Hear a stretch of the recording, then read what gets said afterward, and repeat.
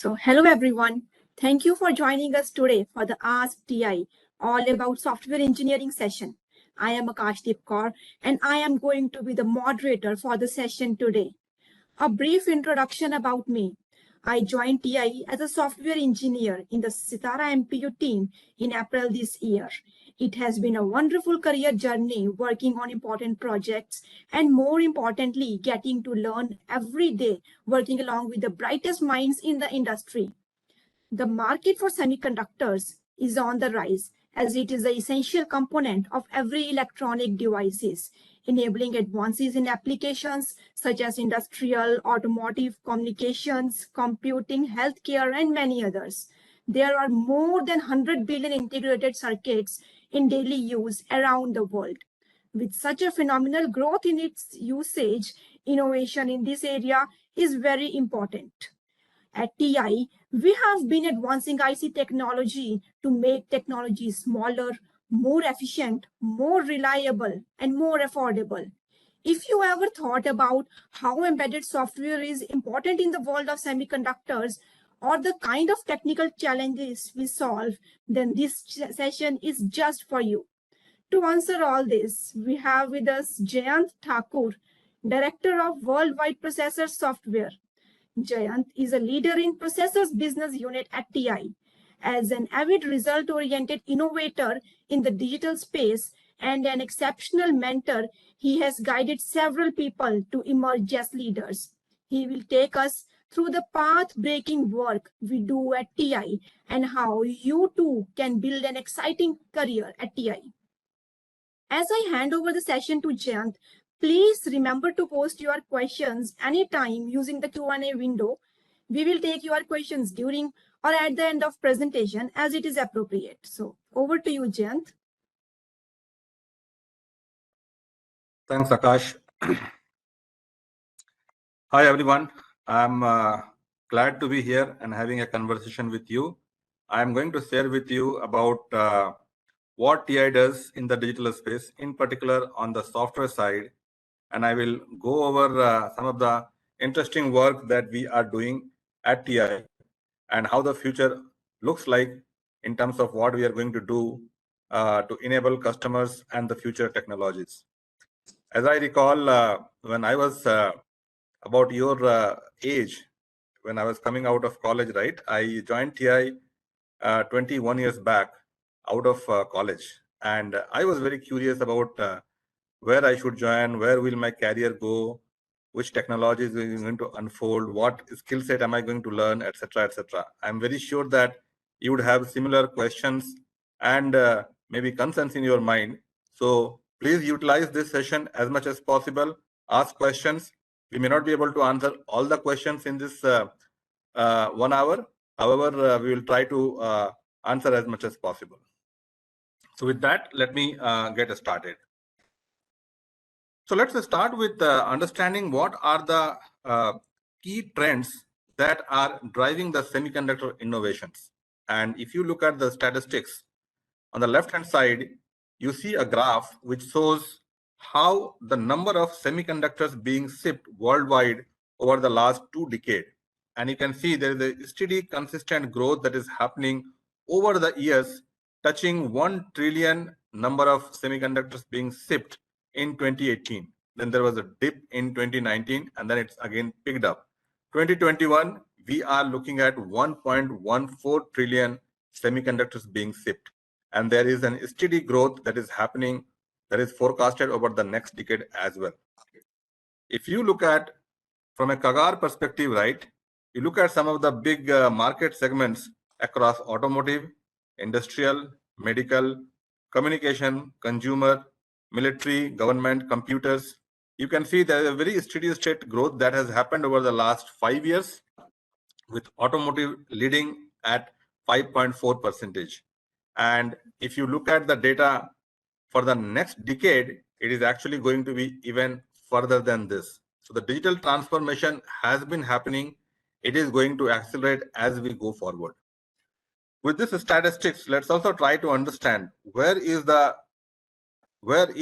innovation happening. They are happening on both on the product side as well as on the technology side. On the product side, I've given some examples here for automotive, which is like ADAS, the autonomous driving or the assisted driver assistance, EV, HEV, all the electric vehicles, automotive gateway. A lot of data is coming inside the car or the automobiles. It is also getting connected to the cloud as people are driving, as well as the body control and lighting inside the car with the driver monitoring system, where in the camera is looking at the driver and helping the driver in terms of being awake and keeping the eye just in front of the driving, or some of the other aspects in terms of lighting for the front lighting, back lighting, etc. If you look at the non-automotive segments, industrial automation is happening and robotics is playing a very big role here. You look at the smart home, the smart building, or even in the factory also, right? A lot of automation is being driven and most of the innovations are happening around these products. And if you look at from a technology perspective, what is driving these products to be more smarter, safer, energy efficient, and secure? Some of these technologies I have mentioned here. So obviously, artificial intelligence is one of the mega trend from a technology perspective, which is driving almost all the areas that we work on.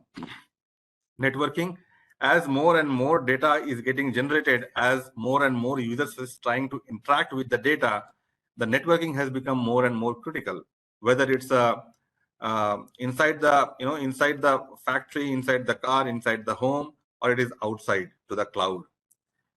Functional safety is becoming very critical in many areas where the machines and the man, they are operating together. Safety is becoming more and more critical, and so is security.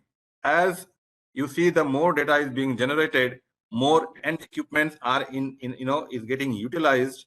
The security concerns, the security vulnerabilities are becoming more apparent. It's very, very important to secure user data, to secure key intellectual property of the vendors as part of the product development. IoT, connectivity, Bluetooth, Wi-Fi, etc. Sensing, as the products are becoming more smarter, there are more sensors around it to make it more aware of the environment. And then, of course, real-time control. There's a lot of innovations happening in terms of meeting the right latency, in terms of meeting the right performance at the right efficiency. These are some of the examples, not an exhaustive mega trend, but these are the areas where TI is focused quite a bit in terms of not just the software part, but also the analog part as well as the digital part.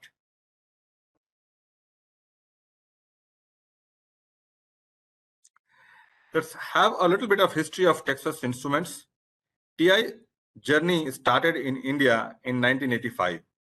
That was way back, almost 27 years we are talking. No, 37 years we are talking.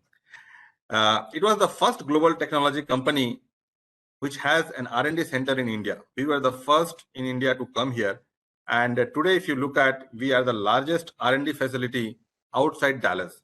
Dallas, USA is the headquarters of TI. Outside that, India happens to be the largest R&D facility. You can look at from this picture also, there's a satellite dish being carried by this bullock cart.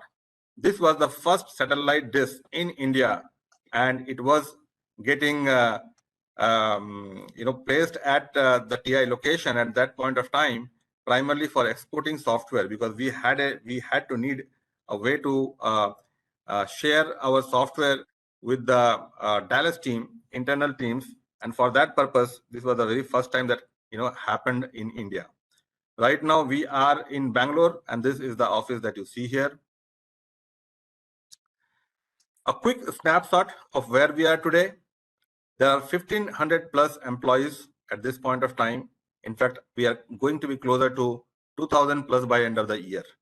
There are more than 55 product lines that has a presence in India. And the presence here is end to end. A lot of development, R&D across the board happens out of India for more than 55 product lines. In the last 5 years, we have launched more than 650 products, and they have generated a lot of revenue for TI and a lot of innovation that has happened that has empowered the customers and the users to become more smarter, safer, secure, energy efficient.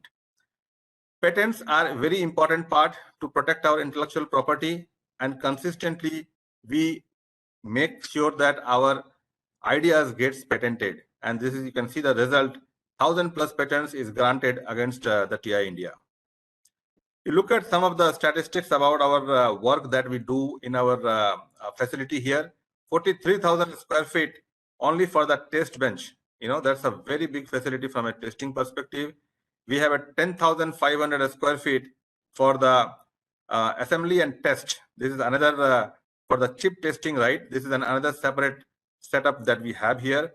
We have advanced laboratory, which has been certified for the automotive compliance. There are 700+ lab users. You can see, right, out of 1,500, almost half the employee go to the lab, and then there are 200+ people on a daily basis who uses the lab facilities.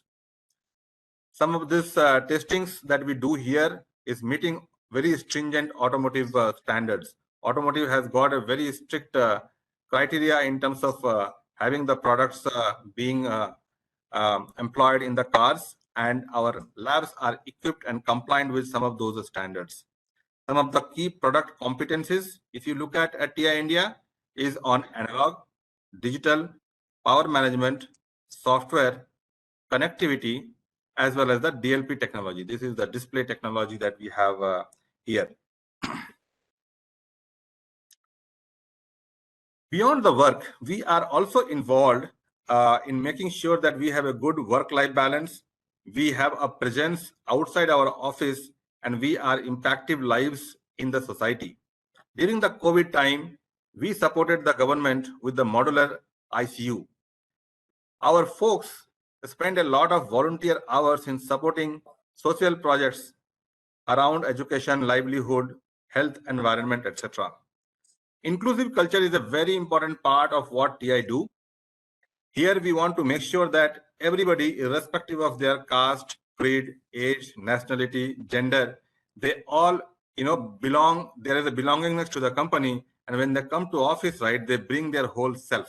They can share their ideas.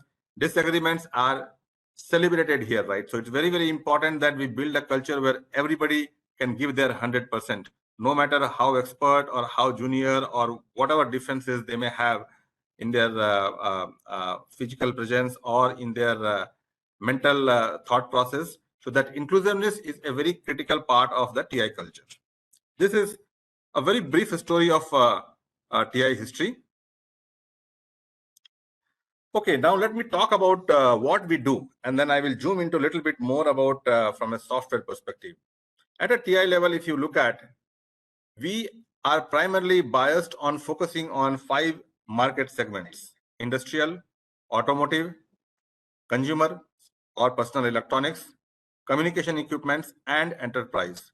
A lot of our products today, if you look at, TI has got more than 80,000 products. And those products more or less cater to these 5 segments, but we are not limited to just these 5. We are focusing on building products for these 5, but these products can go into other market segments as well. For example, mobile. We have products that goes into mobile as well, but we are biased towards focusing our products on these 5 market segments. Let's also look at how does a typical system design look like. If you look at any typical system, the 5 market segment that I talked, or in fact, for that matter, any electronic system that you see in any market segment, this is a typical block diagram that you would see, right? There is a sensors that captures the environment situations, and the sensors can be different types of sensors like temperature, current, humidity, environment sensors, radar, image sensors, etc. There is a power management aspect, whether it's a DC-DC, buck boost converter, the linear power, the power switches, high voltage, as well as battery management. Very, very important aspect of any electronic system to have very, very energy efficient, and in some cases battery powered as well. In between, if you see, there are amplifier and data converters. It goes to the processing unit where the actual processing happens. There is a wireless connectivity, Wi-Fi or Zigbee or Bluetooth. There is also, the product needs to be protected against electrostatic discharge or the EMI. On the output side, there is a display, the DLP products, or in case of controlling a motor, there are motor drivers. There is also clock and timing that needs to be enabling all this, components, electronic components to be running in synchronous manners. And then there are these signal chains, right? The switches, multiplexers, voltage translations, logic components, or even custom components. This is how a typical electronic system looks like. And guess what? TI has a role to play in all of this. This is embedded processing. This is the part where software plays a significant role. And the rest of the parts that you see, right, there is a software role to play, but it is more about analog has a bigger role to play over there.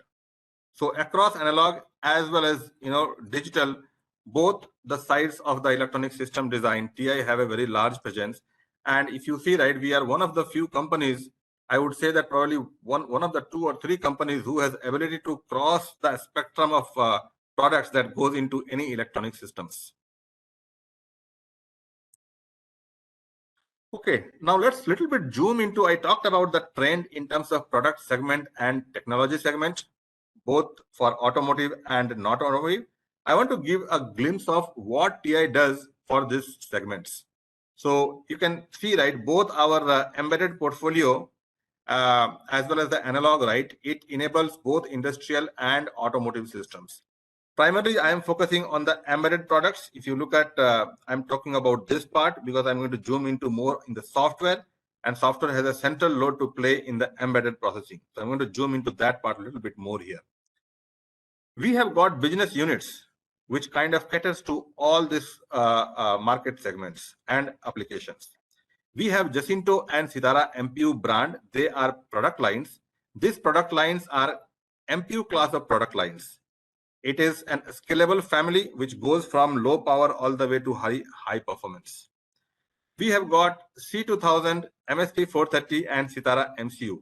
All of this, by the way, you can search at ti.com or you can Google also. You would be able to find information about these products. This family are a scalable MCU family, right? The Jacinto and Sitara was the MPU family, and this was the MCU family. They go all the way from low to high, low, mid, high, and they are very low power. So the purpose is to extend the battery life as well. And they also support a very low latency applications. Then we have got the radar sensors business unit. And here we produce the radar at different frequency for different applications. High precision, low latency is the critical aspect of this business unit. And then we have got the wireless connectivity. As I talked about the different Wi-Fi technologies, the Bluetooth technology, the Zigbee, and the purpose of that is to have longest range with the lowest power. These are some of the business units where we kind of build products that goes into this product segment. Similarly, if you look at along this technology trends, what capabilities are we building inside TI in terms of connectivity, both wired as well as wireless? I talked about the wireless part. In the wired also, in particular, we have got the trend, if you see, in terms of the Ethernet, it is going from megabit to gigabit. In fact, it is going to 10 gigabit also, and the TSN, the time sensitivity network. And then there are industrial protocols. In the factory, there are protocols being used just beyond the Ethernet TCP IP. There are specific protocols being used that we also support as part of the connectivity. Artificial intelligence, a huge focus we have in terms of how we build our products more and more smarter. We work on algorithms, we work on machine learning, deep learning, as well as the sensor fusion. The data coming from the camera, the radar, the LiDAR, ultrasonic, we kind of create fusion with those sensors and get the best estimation of whatever the artificial intelligence is trying to do. I spoke about cyber security, starting from the root of trust, the secure boot, all the way to runtime. The runtime is primarily having a secure OS. For example, in Linux, there is a ARM trust zone. In the ARM trust zone, you can run the secure OS part. And we also kind of meet the standard compliance. There are standard compliance coming out for automotive as well as industrial, like ISO 21434. We work on those meeting those compliance standards as well. Real-time control, we take our products to motor control applications or power conversion applications. We write algorithms for that. We do a lot of latency optimizations. You can understand in any applications with a real-time control, the latency is very, very critical. So a lot of focus goes into making sure that we are able to meet the latency of the system. And of course, there are multiple tools that is being involved in making customers' life easier in terms of adopting our products. I spoke about the sensing part, camera, radar, and LiDAR, and then the functional safety, which is also becoming more and more important these days, in particular for automotive, as well as when man and machines are working together, like, cobots, right? The robots along with the working with alongside with the people. So here we have to follow the standard compliance, which is ISO 26262, which is for automotive. There's the corresponding for the industrial as well. We work on the safety IP, and of course, diagnostics and taking corrective actions. These are some of the work that we are doing along this product segments and technology segments. Now let's look at what does a software role typically look like inside the processor business unit or inside TI. This is an example. This is not an exhaustive list, but it gives you a flavor of what does a software, if you join TI, what would it look like? So we work on operating systems, Linux or RTOS, Android, or in few cases we also work with third party for their own operating system. For example, QNX or Green Hills. We also work on non-operating system, which is bare metal, because many cases, right, many products cannot afford to have OS in the system because of the real-time control nature or very tight latency requirements. So we work on the bare metal. We write firmware, bootloader, drivers. I spoke about safety security. Our products goes with multimedia and graphics, both 2D as well as 3D graphics, deep learning, real-time control, sensor fusion, connectivity, networking. A lot of middleware comes along the way, which is the higher level stacks that built on top of the drivers and the foundational stuffs, the frameworks, and we also develop applications. We demonstrate, we example, we create applications built on top of these drivers. For productizations, we have a build system, we have a test system.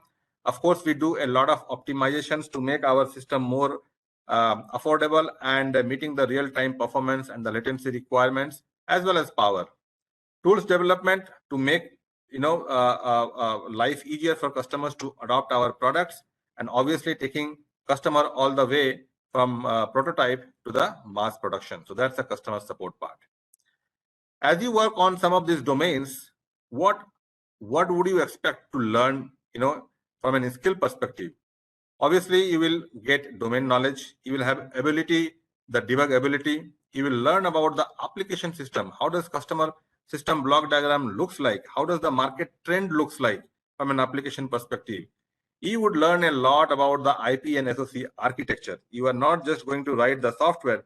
The software are embedded software tied to the hardware. So we spend a lot of time and work very, very closely with the architecture team as well as the design team.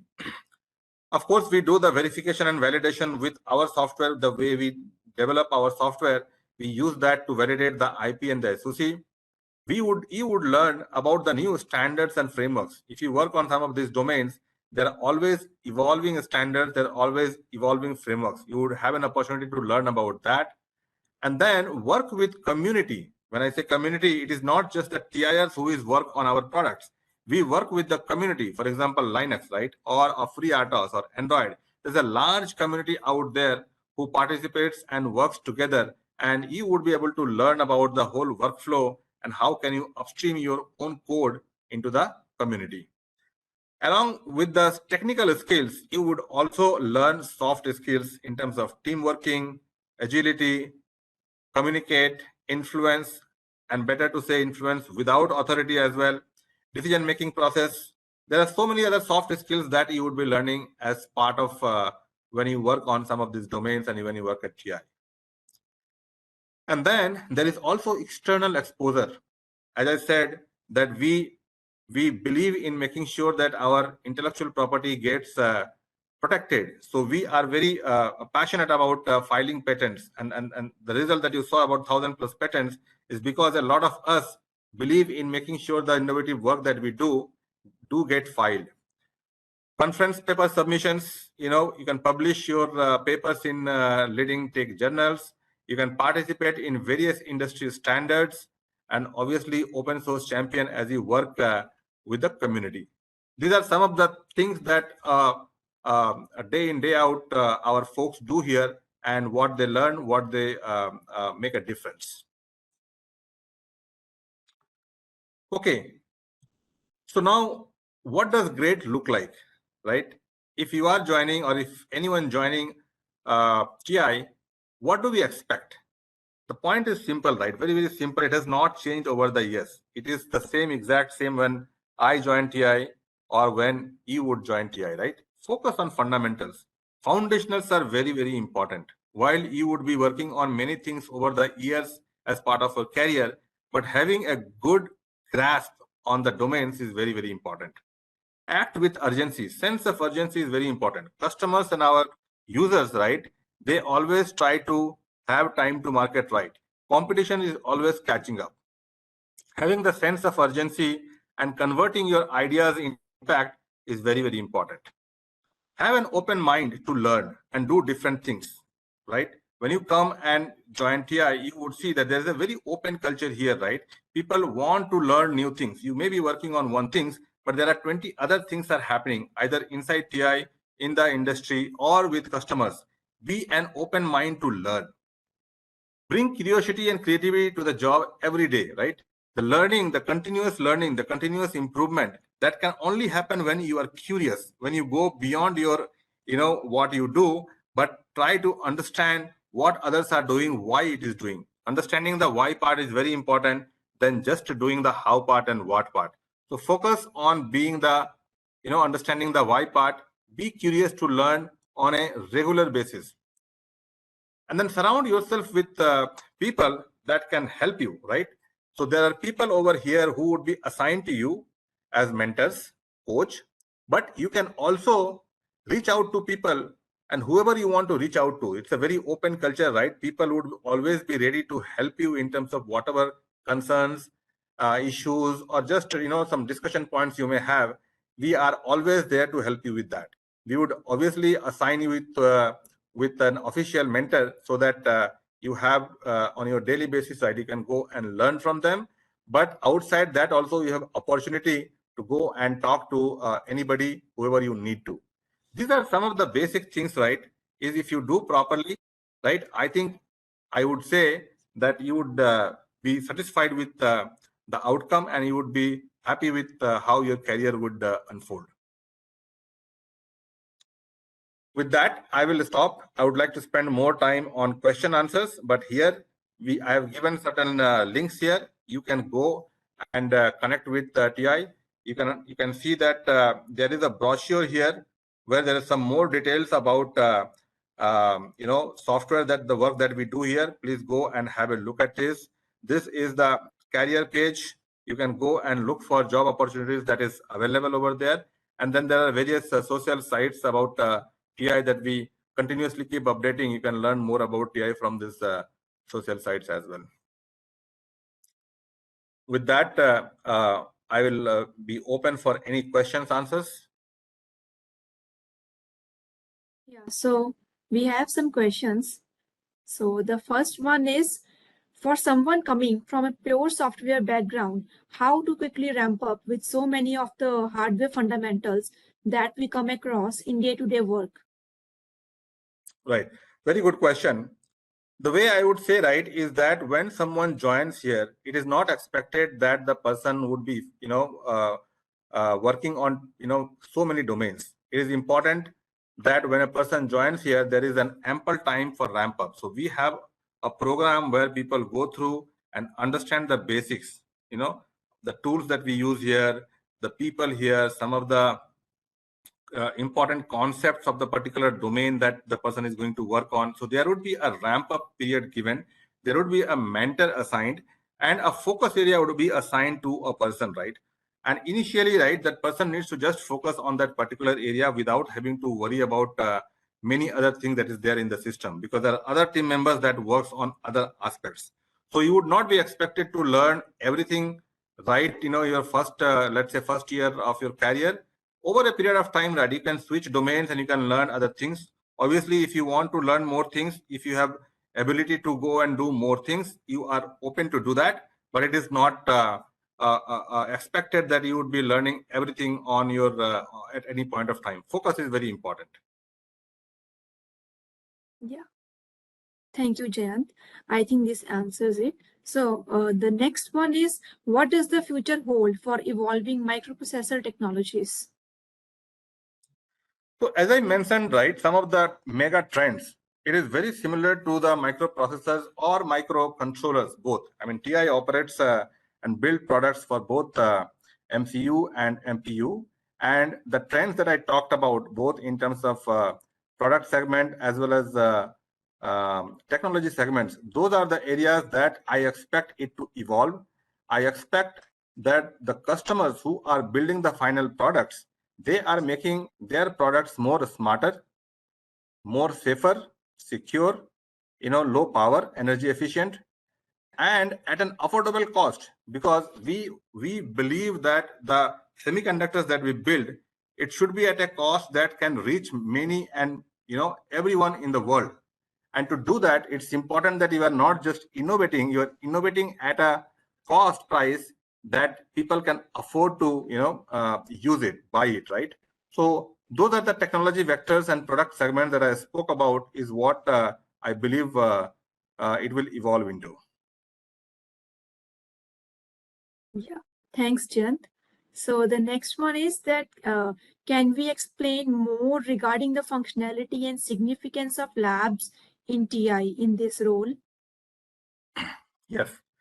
So whether you are working in the software domains or you are working on the design domain, frankly, right, when you have to productize your product, that productization requires that the product works in various environment conditions, in all types of conditions, right? It can be temperature, it can be voltage, it can be frequency, it can be different conditions.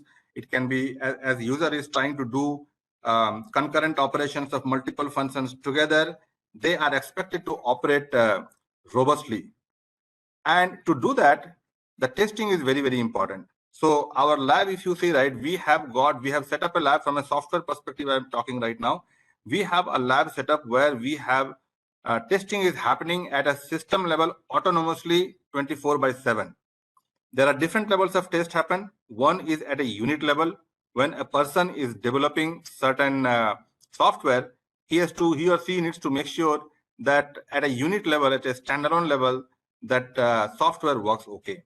Then when somebody integrates this, when the integrator is integrating multiple components together, then there is a system level test needs to happen.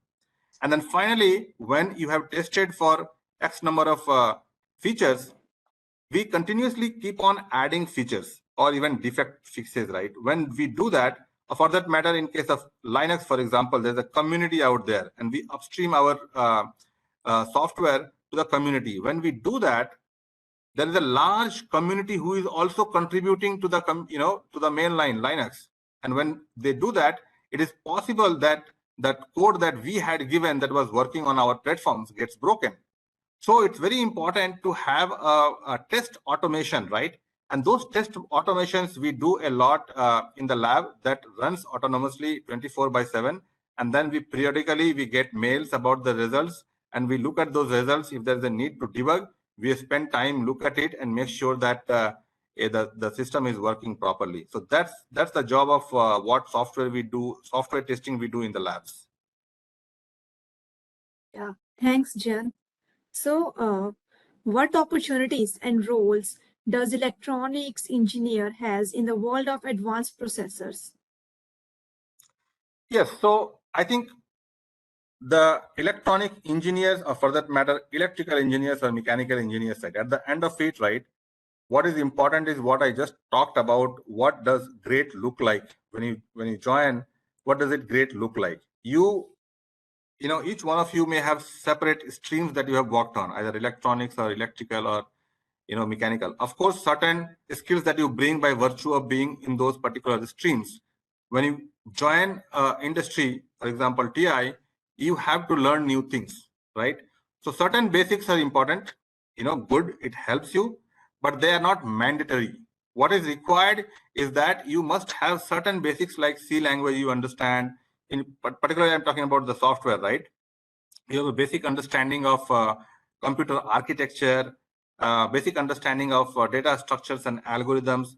I'm just talking about the basic understanding. But if your foundations are good and if you're able to ramp up fast, you will have no problem. Does not matter electrical or electronics. It is what is important is to be able to adapt, because right in your career over a span of 20, 30 years, right, the world changes so fast that it is important to learn and adapt fast.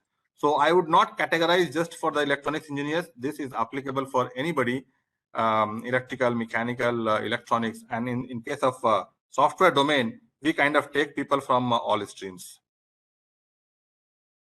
Yeah, thank you, Jan. So the next one is that maybe since Akash, if you want to share, Akash, your own perspective, because we have seen TI for the last 3-4 months, right? You can share from your perspective as well. Yeah, like it's true that if you have passion and if you are if you want to work in TI, it's open for everyone. Maybe it's an electrical engineer or electronics engineer, it does not matter. So it's open for everyone. If you have good knowledge in that domain and you're open to join. So yeah, right. Yeah. So we have the next question that the MCU family is scalable. So why do we have an MPU family in TI? Right. So it all depends on different types of products, right? There are products where a microcontroller is enough and you do not need to have a microprocessor. And let me take an example for that. Let's assume that in a automotive scenario, there are various what they call electronic control units, ECUs. And like, for example, the ADAS is one ECU, the powertrain is another issue where the braking and the gear system is there. Then there is the gateway is another issue, or even your head unit, right? Your cluster, instrument cluster is another issue. Microcontrollers are good when it comes to very low latency, not very high performance, connectivity. So microcontrollers are used for the car networking. Usually CAN networks are used, or sometimes even Ethernets are also becoming more important these days. So either over CAN or Ethernet, if you are connecting to the car network where one signal goes from one issue to the another issue. Take an example, right? When you put a brake, that signal needs to reach to the brake on the wheel. How does it reach there? So here microcontroller plays a role. However, microcontroller cannot operate at very high performance or certain functionalities which requires very complex processing. And a perfect example is, let's say in the case of ADAS, if a camera, the front camera is looking at the front and it is trying to detect a pedestrian, right? Here you are going to run a deep learning algorithm, and that algorithm will take a lot of DMIPS. It requires a very dedicated hardware accelerator as well as a very high DMIPS core, for example, Cortex A core, for example, right? These things would mandate you to have MPU, and MCU is not enough for that. So in a system, depending on the requirement, you would require not just a microcontroller, but a microprocessor as well. Yeah. Rightly said, Jayant. Yeah. So the next one is that what all developmental roles are there for a single SOC team? Single SOC team. Yeah. Okay. So if you look at the SOC development life cycle, right, there are various functions that are required as part of that. It starts with marketing requirements. So there are roles where somebody talks to customers, somebody understands the market, somebody looks at the trend and trying to understand what requirements do we have to build a product. So that's one role, for example. Other role is an spec. There are people who write specification, right? How the product needs to be, how the interconnections between the products needs to be, how many IPs are required, what are the IP requirement, how much performance is required, power is required. So there is a function who does the architecture / specification. So that's one role. Then you have got the designers, and there are different designers involved here, right? So there are people who writes RTL code, the actual coding that happens, that converts that specifications into real, real code. Then there are a DV role, design validation role, whose job is to make sure that the SoC operates in various situations, various conditions. So that's a design validation role. Then there is the back end side, right? There's the physical design people are there. There's the STA people for the timing. So as you can see, right, then there's a DFT design for test. So you can see that to build an SoC, there are multiple functions need to coexist together, and there are roles for different functions that we have to build that particular SoC. And then if you go forward from a software side, as I talked about the software roles as well, there are various roles involved from there as well. Different IP, then different software development folks would be involved in that. Then there's the validation aspect of that. There's a silicon bring up aspect of that. And then there's the customer support, taking the product and supporting customers all the way to mass production. So there are roles for those as well. So that's the overall life cycle development for an of a product overall. Yeah, correct. So yeah, we have the next one as being in the embedded domain, we think we closely work with hardware. So does embedded firmware development give us an opportunity to work with hardware aspects like voltage levels and oscilloscopes, as well as while developing the software? Or is software just limited to programming and debuggers? Good question, Akash. So look at this, right? So we are embedded software. We are not the cloud people, right? We are not writing cloud-based applications or a very high-level application. This applications, this code that we put is running on a real hardware, real silicon, which is very, very, very low level. So obviously, development and debug is required. That's pretty common. But then there are cases when you are working at a very low level, you would have to understand the oscilloscopes, right? If you are working on an IP, let's take an example of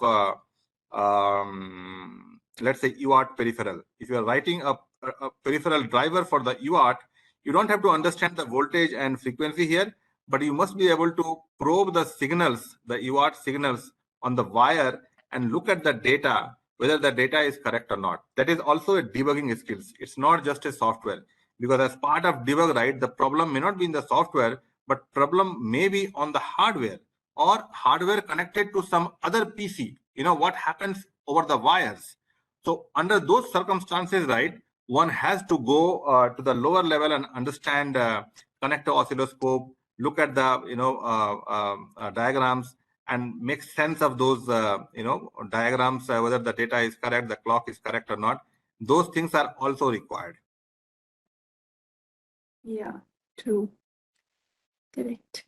Yeah, so after that we have that if someone is doing bachelor's in computer science, are they eligible, but they have a very good knowledge about computer programming languages like C++, Python, DSAs, are they eligible for joining TI in the embedded software role?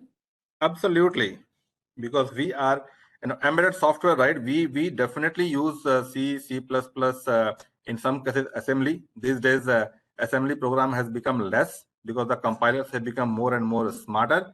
The devices has become more higher performance. So assembly programming has become less, but it's always good to understand assembly programming as well. And Python is like becoming so important that not just in the deep learning, machine learning space, but across automation, right? Python is becoming more and more. So any scripting language, right, is always useful to have as part of your work, no matter which domain you do. So obviously, computer science is very important as part of all of this that we talked about. Yeah, correct. Yeah. So the next one is that how is the embedded workflow different from an application software workflow? Right. So embedded, when we say embedded, right, it is not very different from application. I guess the question here, when we say applications, probably we are talking about non-embedded. And let me try to answer in both ways, right? So if we are talking about an applications running on a PC or an applications running on a cloud, that is very different. Typically, TI do not do that. We enable customers to do that. Our customers do those kind of application development on a PC or on a cloud. Usually we are connected on the embedded side, which is the target side on our SoC, our hardware, right? And in the hardware, again, there is, you can think of it as a two layers, right? One layer, which is the bottom layer, the drivers, the operating systems, the firmware, the bootloader, and then there's a middleware, right? Where we, some frameworks are there or some specific stacks are there. And at the top, there is an application that runs on the target itself. This part is called embedded software. We play in all the three, right? We play at the bottom level where we write the drivers and OS and bare metal, etc. We also play in the role of middleware, in particular for, let's say, GPU, right? OpenGL ES or Vulkan, or even for multimedia, we have GStreamer. For deep learning, machine learning, we have got a particular framework like TensorFlow and ONNX. And then we also write applications, the product segment that I talked about, like AutoPark or front camera applications, or even HMI applications, right? Human-machine interactions. So we write applications. Those applications are not production worthy, because that is something that customer would do, but we demonstrate our capability of those applications on our SoCs. So we write and play at all the three levels. Yeah, true. Yeah, so after that, we have that what programming language to learn for the embedded system programming, so that we can integrate modern trends like artificial intelligence or so. Right. So I think the basics one I already spoke about, that is C, C++, Python, or any other scripting language. In particular, Python is more important. If you talk about AI, there's a lot of community out there on machine learning, deep learning, AI space, which uses Python as their basic fundamental language to program and to learn. But apart from these three, right, C, C++, Python, there can be other languages also used for tools development. For example, there are cases where people develop tools and that requires them to learn a little bit different than this as well. But fundamentally, I would say that this, three languages, and in some cases, assembly is always good. If you learn, it's a plus point, but not very, very mandatory, I would say. But fundamentally, this three languages is good to have. Yeah, thank you, Jayant. So we have another questions. A lot of people have this question, that when referring to fundamentals, what kind of fundamentals TI expects from a fresher? Like if they are fresh from college, what kind of fundamentals or the languages and all a fresher must know? I think that is already, yeah. You can go ahead, Jayant. I think at the end of it, right, whichever skills, whichever domain you are good at, whether it's a networking, whether it's the computers, whether it's the electrical, I think at the end of it, the skills that we look for is the problem solving skills, right? There are the questions that the entrance test or the interview that goes through, right? We prefer people, where they have expertise and the logical questions that are being asked. At the end of it, we are looking for the problem solving skills. You may not know all the answers right away, but then how are you able to move from an unknown area to a known area? You may not know the answer, but that skills of traversing from point A to point B is what we look for. So at the end of it, it's a problem solving skills is what we would look for. Yeah. Then the next one is that, does TI work on robotic systems? Yes, TI is plays very heavy role in the robotics products, both in terms of, there are multiple parts in a robot side. It's autonomous machines, as you can understand. There are analog parts, there is digital parts. A lot of software plays a role here as well. So there's a motor control part, right? You can see that the a robot is always moving. If it's a robot which is a moving robot, right, or even if it's a static, right, it is moving something from point A to point B, right? So there is a motor control involved in that. So that's one aspect of that. There are robotics coming these days where there is a machine learning is very, very important. The AI and deep learning is very important because they can autonomously do things that in a factory, for example, right, in an assembly, in a car assembly factory, you can see there are multiple components come together to assemble the car, and it requires a very precise information about what to do. These days, robotics are also working alongside people. It is not as if that they are working in a very isolated area. So when they work alongside people and then people are moving and people are behaving in certain way, the robots need to understand that aspect just like how humans understand that. So there's a machine learning aspect which is continuously, they are learning about their environments, about the people around them, about the objects around them. And then of course there's a lot of connectivity parts, for example, the sensor parts, right? The radar, camera. So robots is a very, very complex systems where TI has a very significant role to play. Yeah. Thank you, Jayant.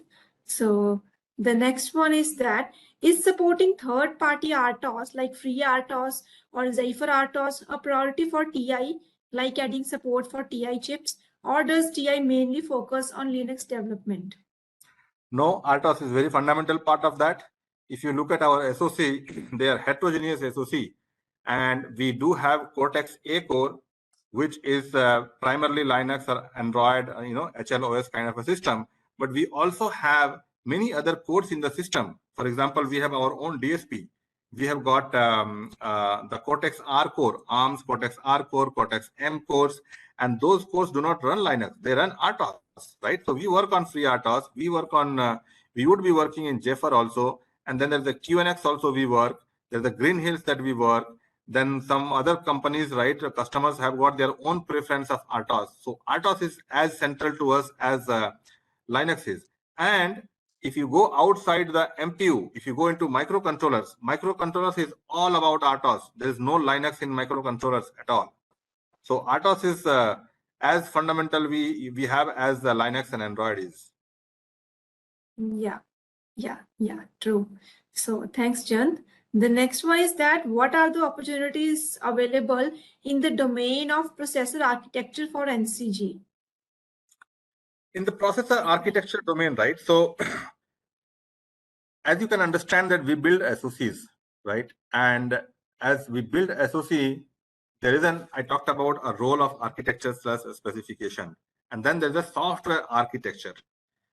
We have people who are involved in both the places because we work with customers, we build systems, we build applications, we bring a lot of knowledge in terms of what the SoC needs to be, what customers are asking, and how SoC is behaving, right? Whether it's doing, getting the right performance, right latency, right power. So there's a lot of understanding that we build as part of what we do day in, day out. And that learnings, we are natural to be able to influence the next SoC, for example, or next IP, for example. Of course, any software architecture remains inside the software team. So we are responsible from that perspective, but also the SoC and IP architecture, we very closely work with them, and we take part in owning certain aspects. We take part in doing some experiments, understanding the system. So it's a very close collaboration that we have with the IP/SoC spec team. Yeah, true. So yeah, thanks, Jayant. So the next one is that, so how is the work environment inside the company? How are the seniors and all? Yes, I mean, as I talked about the culture, right? And the mentorship, I think we believe in having a very open culture, a very inclusive culture, whether, irrespective of seniority, irrespective of age, gender. I think at the end of it, what matters is what a person brings to the table, right? We encourage people to voice their concerns. If they have to disagree, if they have a different point of view, if they have some ideas, it is very, very open for anybody to go and talk to anybody in the organization and try to, gather feedback, share ideas, turn ideas into some real, some demos or some real product. It is a very, very encouraging, I would say, in terms of how people can learn and contribute and willing to part of. Now there is also cases, right, where people start, even NCGs also, right, they start on a particular domain but they don't like that domain. We encourage people to switch domains. It is perfectly fine. It is not always feasible for everybody to start on a domain where he or she may be enjoying it. Even after a month also, right, if a person comes back and says, yeah, I'm not enjoying this and I want to work on some other domains, I think we are always open to such, because at the end of it, we want to make sure that the person is building a very satisfying career. Person is bringing his or her strengths to where they can contribute the maximum. So I would say that it's very open in terms of what a person would like to do inside TI. Yeah, true. Yeah. So we are running short of time, but we will take, I think, 2-3 questions more before that. So the next one is that how do we differentiate C from the embedded C usage in TI industry?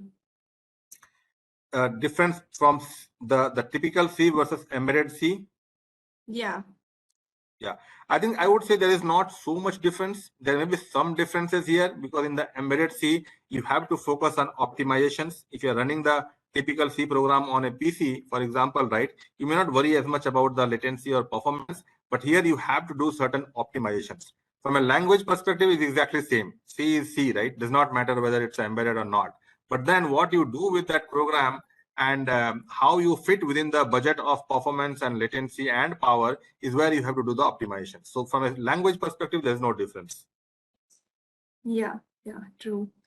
So yeah, we are running short on time. So there are some unanswered questions, but we are running short on time. So I would like to thank Jayant for taking out his time and sharing valuable perspective on software development at TI. I would also like to thank all of the participants for joining in to learn about software development at TI, and we hope the session was helpful. With that, we would like to close the discussion. Thank you and have a great day ahead. Thank you, Akash. Thank you, everyone.